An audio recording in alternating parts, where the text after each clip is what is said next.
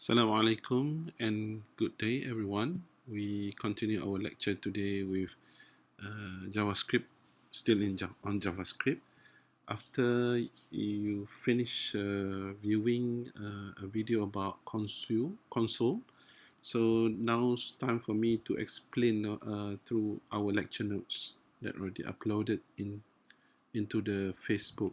So I start with the first slide. I already simplified the slide to show you which one is important part of the slide presentation of our lecture notes.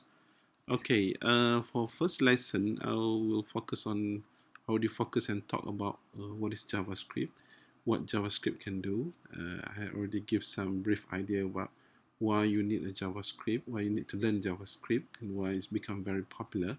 Now, recently, JavaScript can support front end and back end programming. So it's become a very powerful indeed. Right, so what JavaScript can do here, the first one, if you look here, is JavaScript can give HTML designer as a programming tools. It's not a simple programming. It become a quite complex programming now instead of last few years ago. Okay, and the second thing is JavaScript can put dynamic text into a HTML page. So of course, JavaScript can make your website become more dynamic with dynamic HTML, and then now we are talking about document object module that apply in JavaScript. So what else the JavaScript can do? It also can react to events. JavaScript can read and write the content of HTML elements and also perform a calculation. For example, if you want to build a full version of scientific calculators, you're able to do with JavaScript. Okay, so JavaScript can be used to validate form data, all right, with new variables introduced through ECMA. You allow to do quite advanced programming. For example, the variables you can use var and also you can use let. Normally let being used in advanced mathematics anyway. And what else JavaScript can do is JavaScript can be used to create a cookies. Okay, I'll come back to cookies session and cookies for different lecture in different lecture.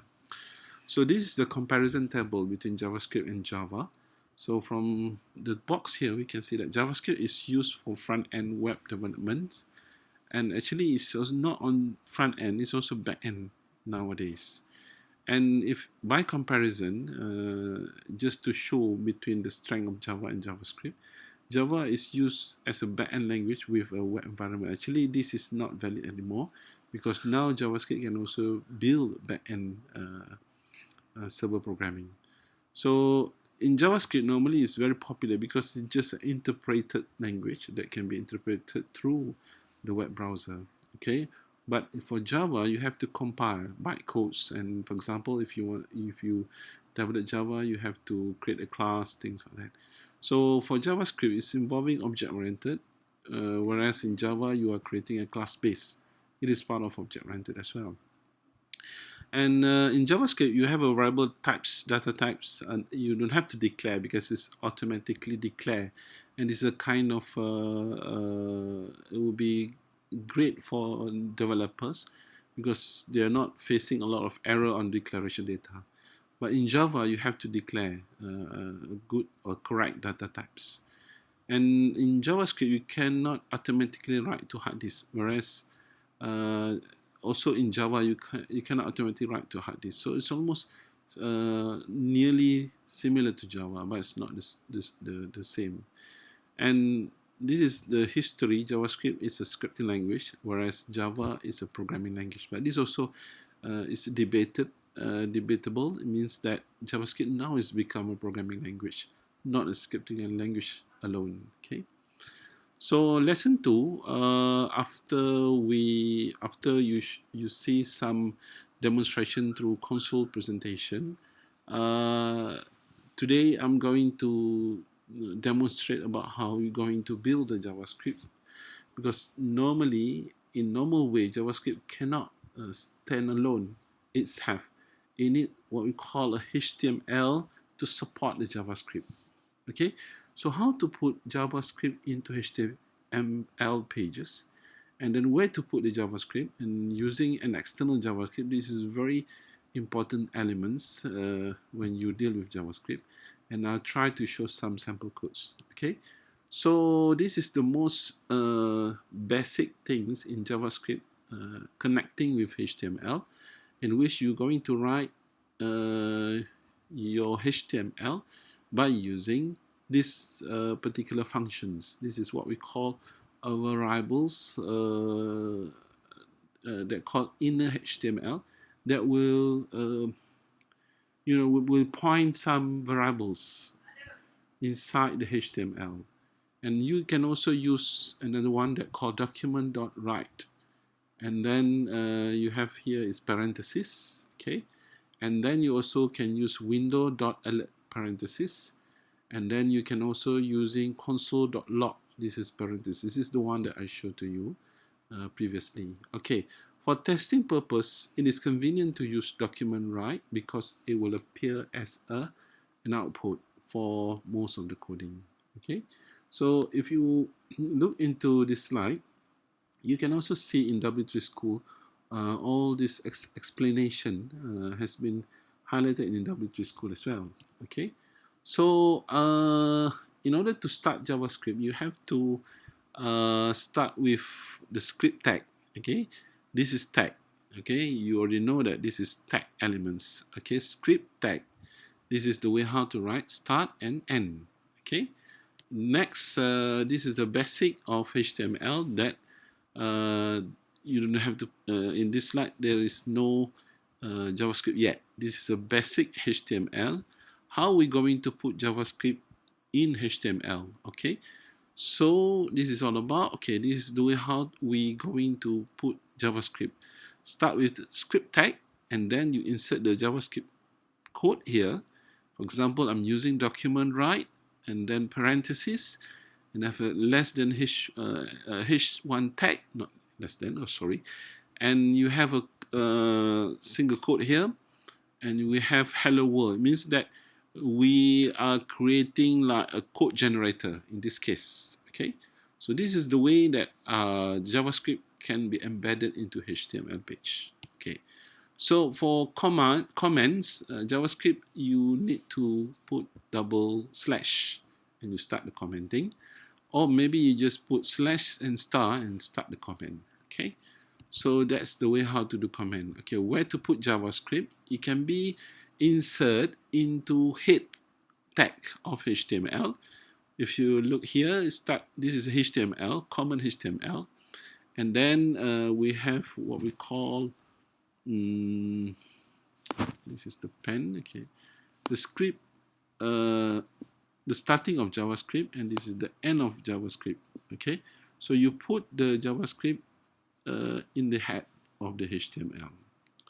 Okay, next, if you're looking into another part, you can also insert JavaScript into the body. Okay, you look here, this is the script, and this is the end of script, and this is the JavaScript. Inside is in the body of HTML. Okay, you can also put in both sides, whether in head tag or body tag. So that's the way how you deal with JavaScript.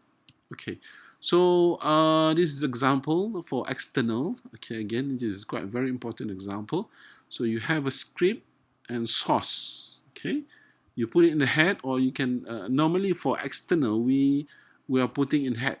It's very rare to put in body, but normally as a programmer you are going to centralize the external JavaScript link. Okay, here is the example. You have script followed by source equivalent or similar to, and then you have double quote my.js.js, and then you close. Okay, so and then you close this is example. You put all this particular code of JavaScript inside this file. That's all you need for for external. Then when you want to trigger the script, you have to put something like button, or maybe you can put some JavaScript function like onload. In this case, we are using onClick, and we have the message here. A message is the message parenthesis is a kind of functions that will trigger the function of the message itself. Okay. So where to put a JavaScript for external? This is the most important. Again, I want to highlight this and stress on this. Script source myscript.js. So that's the way how to put external link. And this is this can be done if you have more than one script. You can put like this: script 1, script 2. Okay. And then this is example. Just want to give you some example. You can try this, copy this, and paste into VS Code or any text editor, HTML or text editor, and you can run this code and try it. Okay, so it will be a very straight script type. Okay, this is the old style. Okay, you don't have to have this anymore. The new HTML5 will not give any error, but still accepted. But this is the this is the old style.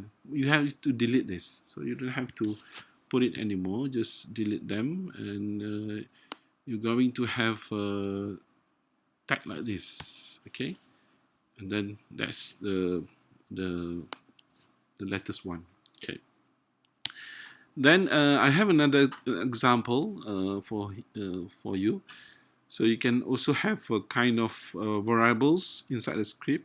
For example, var name Anita, and you assign a value to variables in document write line welcome Anita. So if you try this, let's say it's not very difficult to do it, but just copy this and put it in the VS Code, and then you just sorry. Okay. I will remain this and try to build these particular things become red color, but it's still okay because it's not give you any error. Okay, try to save as new things. JS1 .html. You have to put JS1 HTML. Okay. Then when you want to run it, just go to let me go through the browser and find the file, open file, and see JS1 here, and open it.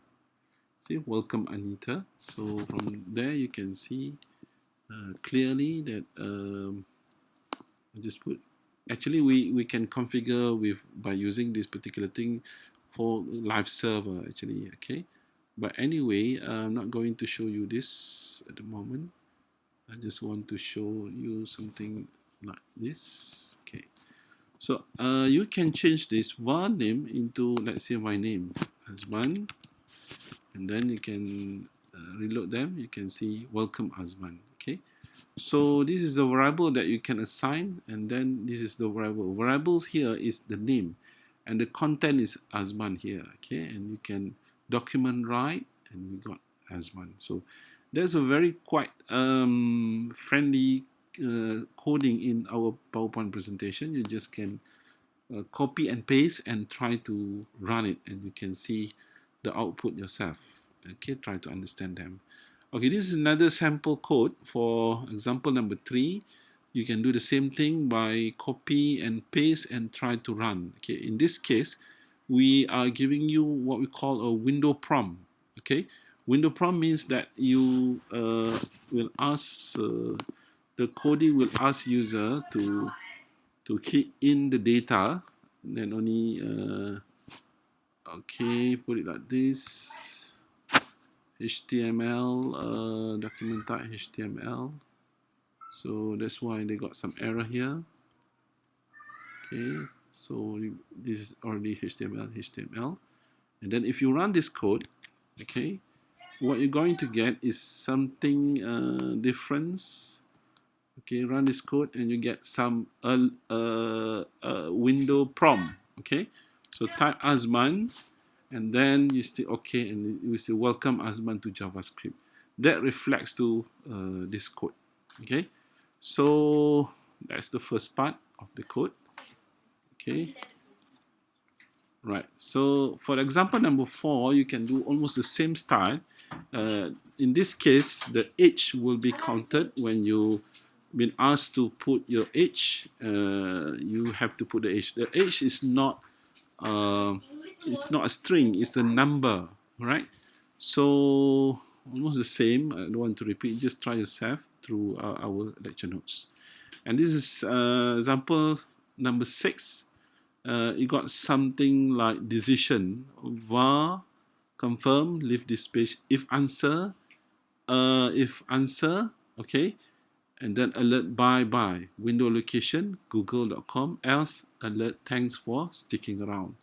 So in this case, I give you something like on click form input type is a button, and then when you click this, the confirmation, they will refer to the function here, function of confirmation. On click, you click that, it will trigger the function, confirmation function, and give the value. That's the code all about. All right, that's all for today. Thank you so much. I stop here and we continue later on. Thank you.